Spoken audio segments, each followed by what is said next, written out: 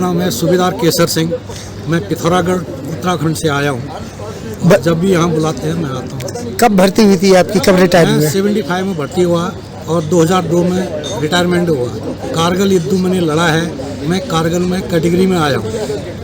तो जब कारगिल जैसे एक महत्वपूर्ण युद्ध आप लोगों ने जितवाया, तो फिर क्या लगता है कि आपकी सरकार अगर मान ले तो उसमें दिक्कत क्या है? सर दिक्कत कोई नहीं है। अगर सरकार मांगे मान ले उसमें तो कोई दिक्कत नहीं है। और सरकार देना नहीं चाह रही है। सरकार अगर देना चाहे तो दे सकती है।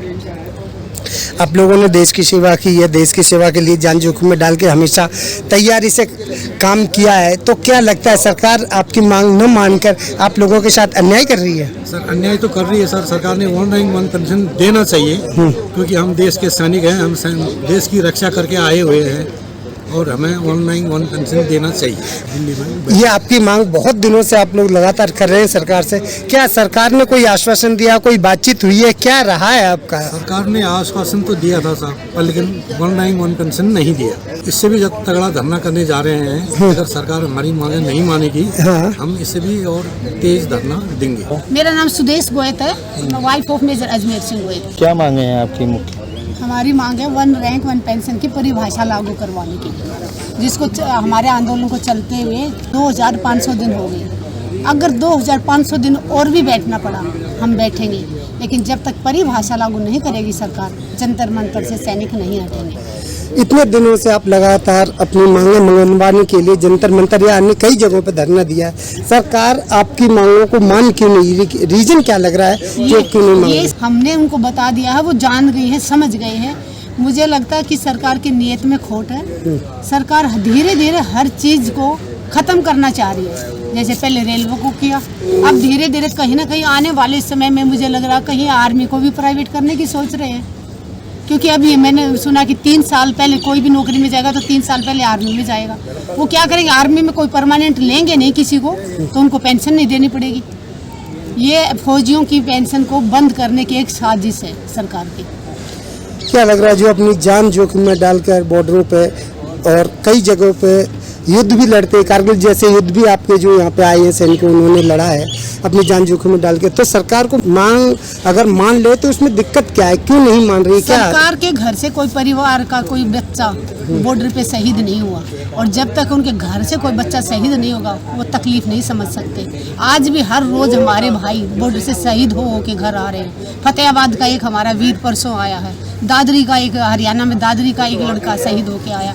हर रोज शहीद हो रहे हैं। देश की जो आज़ादी मिली है, उस देश को आज़ाद कराने के लिए हजारों लाखों शहीदों ने कुर्बानी दी थी। इसको आज़ादी को बरकरार रखने के लिए हर रोज बॉर्डर पे शहीद हो रहे हैं हमारे जवान, और उन्हीं शहीदों के परिवार, माँ बाप दादा यहाँ जंतर मंतर में बैठे 1 रैंक 1 पेंशन के लिए। शर्म आनी चाहिए सरकार को। मंत्री अगर एक दिन वो शपथ ग्रहण करता, अगले दिन भी अगर वो त्याग दे उस कुर्सी को, तब भी सारी उम्र वो पेंशन लेता।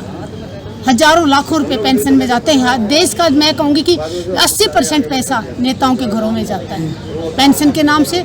सांसद बना तो उसकी पेंशन, MLA बन गया तो उसकी पेंशन, 4 पेंशन ले रहे हैं। और देश के सैनिक जो निस्वार्थ भाव से बॉर्डर पे खड़े हैं, इतनी तकलीफ में खड़े हैं, बर्फ में खड़े रहते हैं। राजस्थान का टेम्परेचर देख लो, 45-50 डिग्री होता है, वहाँ खड़े होते हैं।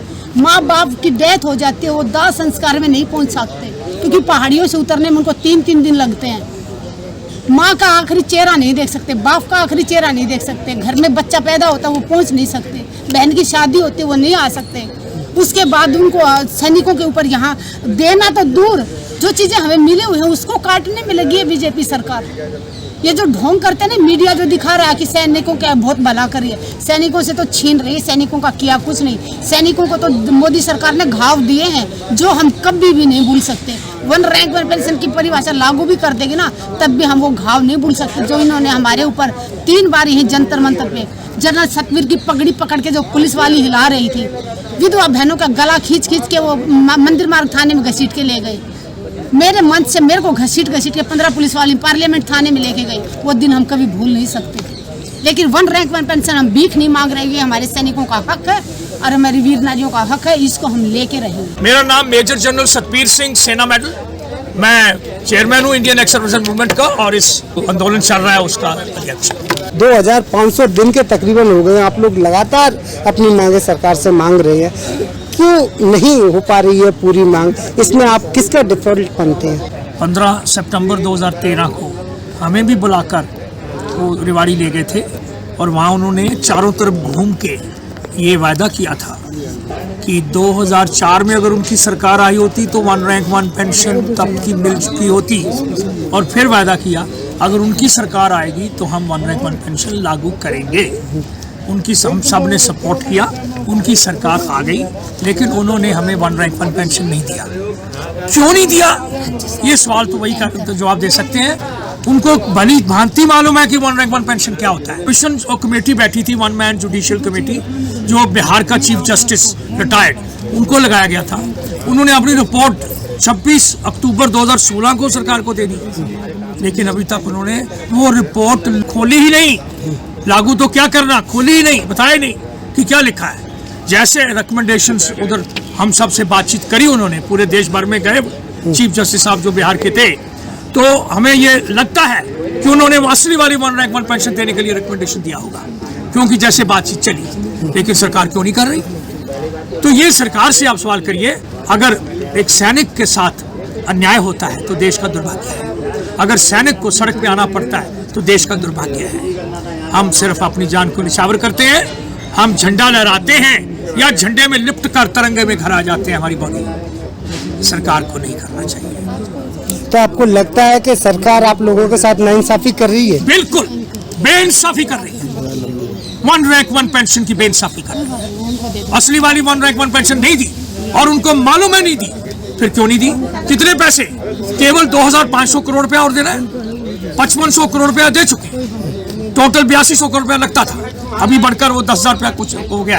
अगर 10,000 करोड़ रुपया भी एक देश के लिए, जिसमें से ऑलरेडी वो 7,100 रुपया तो दे ही रहे थे, 3,000 करोड़ रुपया, अरे इतना बड़ा देश, वहाँ ओलिया मोलिया भाग्य बार मोदी और मोदी कौन कौन 1 लाख कितने करोड़ रुपया लेकर, वो तो नहीं इन्होंने वापस लाए, ठीक है ना।